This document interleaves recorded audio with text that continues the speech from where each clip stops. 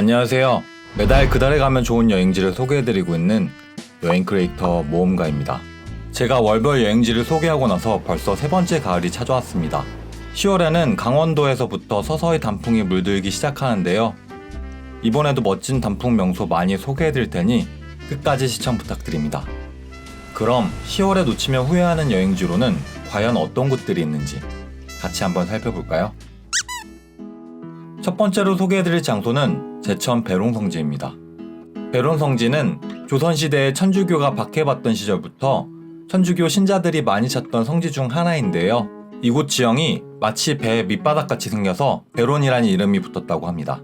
이곳은 SNS에 입소문이 나서 지금은 너무나도 잘 알려진 단풍 명소 중 하나인데요. 첫 번째 단풍 포인트는 성지 입구 강가에 들어선 은행나무길입니다. 전날 비가 와서 그런지 은행잎이 벌써 하나둘 떨어지고 있더라고요. 은행나무길을 지나 조금만 걸으면 배롱성지의 대표 포토존 마음을 비우는 연못에 도착합니다.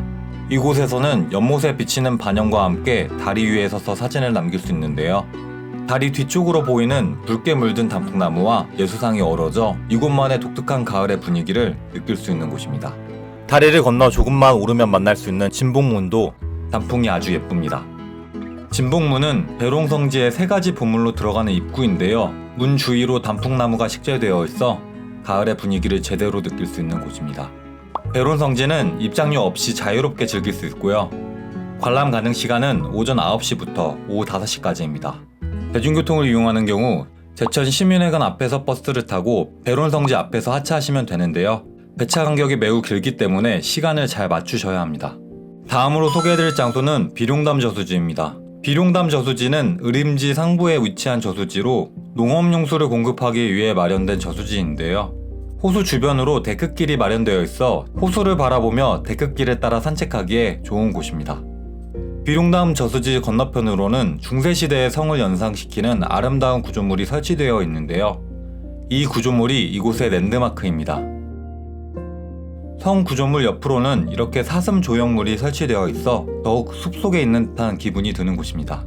데크길 주변으로 알록달록한 단풍나무가 식재되어 있어 10월 말에서 11월 초에 방문하시면 가을의 매력을 제대로 느낄 수 있습니다. 비룡담 저수지 역시 별도의 입장료 없이 관람 가능하고요. 대중교통을 이용하는 경우 제천 시외버스 터미널 앞에서 31번 버스를 타고 솔밭공원에 내려서 18분 정도 걸으셔야 합니다. 같이 가기 좋은 여행지로는 의림지가 있습니다. 의림지는 삼한시대에 축조된 역사 깊은 저수지인데요. 의림지 주변으로 수변공원이 조성되어 있어 지역민은 물론이고 관광객들도 많이 찾는 여행지입니다. 의림지의 대표적인 랜드마크는 한 폭의 산수화를 연상시키는 30m 높이의 용주폭포인데요. 용주폭포 위쪽으로는 투명한 유리 전망대가 세워져 있어 폭포 위를 걸으며 구경할 수 있습니다. 폭포 왼쪽으로는 한국의 미를 더해주는 정자도 설치되어 있고요. 데크길을 따라 걷다 보면 인공동굴과 인공폭포도 만날 수 있습니다. 의림지는 비룡담 저수지에서 걸어서 20분이면 도착합니다. 가을에 제천에 간다면 포레스트 리솜도 꼭 들러야 하는데요. 포레스트 리솜은 제천에 위치한 리조트 겸 호텔로 가을에 걸으면 예쁜 산책로를 일반인들에게 개방하고 있어 리조트나 호텔에 투숙하지 않는 사람들도 많이 찾는 곳입니다. 포레스트 리솜의 대표적인 포토존인 단풍터널은 부부의 세계 드라마 촬영지라고 합니다.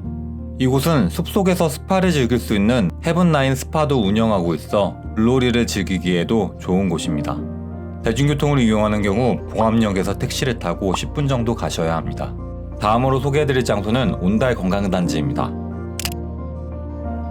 온달 관광단지는 고구려의 온달 장군과 평강공주의 전설을 테마로 한 온달 전시관을 비롯하여 온달산성, 온달동굴 등 명승지가 모여있는 곳입니다. 가을에 이곳에 방문하시면 단풍과 어우러진 중국풍의 이국적인 건축물들을 볼 수 있고요. 드라마 세트장 뒤쪽으로 등산로를 따라 40분에서 50분 정도 오르면 마을이 내려다 보이는 온달산성의 가을 풍경을 만날 수 있습니다. 산성 정상에는 이렇게 한국적인 정자가 세워져 있어 더 운치가 있더라고요. 온달관광지 입장료는 성인 5,000원, 청소년 3,500원, 어린이 2,500원이고요. 운영시간은 10월 기준 오전 9시부터 오후 6시까지입니다. 대중교통을 이용하는 경우 영월역에서 15번 버스를 타고 온달 관광지에서 내리거나 단양 시외 버스 터미널에서 702번 또는 624번 버스를 타고 온달 관광지에서 내리시면 됩니다. 같이 가기 좋은 장소로는 지난번에 소개해드린 구인사와 보발제가 있습니다. 구인사는 동서울 터미널에서 한 번에 가는 시외버스도 있는 단양의 가을의 분위기를 제대로 느낄 수 있는 사찰이고요. 구불구불한 단양의 단풍길을 내려다볼 수 있는 보발제는 이번에 전망대가 새로 증축되었으니 같이 둘러보세요. 다음으로 소개해드릴 장소는 가평 아침고요 수목원입니다. 아침고요 수목원은 경기도 가평 충령산 자락에 자리잡은 민간 정원으로 인도 한 시인이 조선을 고요한 아침의 나라라고 예찬한 것에서 아이디어를 얻어 이름 지었다고 합니다. 미국에서 교환 교수로 재임하던 시절 한상경 교수는 세계 각국의 정원과 식물원을 방문하면서 자신도 나중에 한국의 미를 담은 정원을 만들겠다고 다짐하였고, 한국에 돌아온 후 경기도 가평 충령산 자락에 10만 평의 부지를 매입하여 아침고요 수목원을 조성하였다고 합니다. 이곳은 아침고요 수목원의 대표 포토존인데요. 10월 말에 방문하시면 이렇게 붉은색 꽃이 핀 모습을 볼 수 있습니다. 수목원 제일 안쪽에 위치한 연못에는 단풍나무가 많아서 한국적인 가을의 풍경을 담을 수 있고요.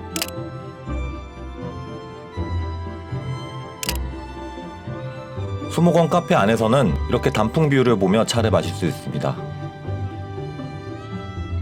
아침고요 수목원 입장료는 성인 11,000원, 청소년 8,500원, 어린이 7,500원이고요.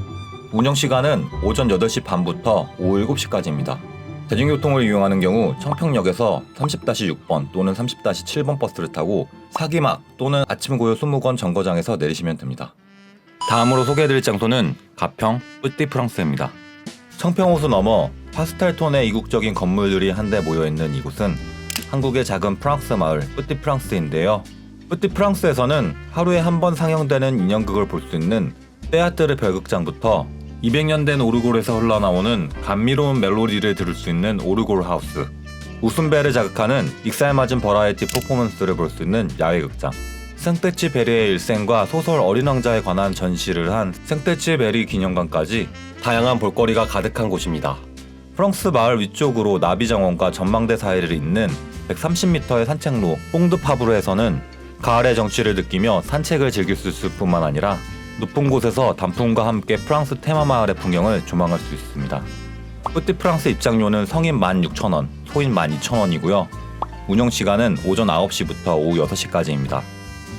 대중교통을 이용하는 경우 청평역에서 30-5번 버스를 타고 뿌띠프랑스에서 내리시면 됩니다.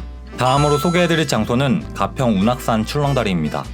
운악산은 해발 937.5m 높이의 산으로 가평 8경 중 하나인데요. 경기도의 작은 금강이라 불릴 정도로 빼어난 경관을 자랑하는 곳입니다. 작년 7월 산 중턱에 출렁다리가 설치되어 주변의 경치를 조망하며 트레킹을 즐길 수 있는데요. 10월 중순에서 말경에 가시면 예쁜 단풍을 보실 수 있을 것 같아요. 이상으로 10월에 놓치면 후회하는 여행지에 모두 소개해드렸습니다. 11월에도 소개해드릴 예쁜 단풍 여행지들이 많이 있습니다. 다음 영상이 궁금하시다면 구독하는 것 잊지 마세요. 이상 여행 크리에이터 모험가였습니다. 감사합니다.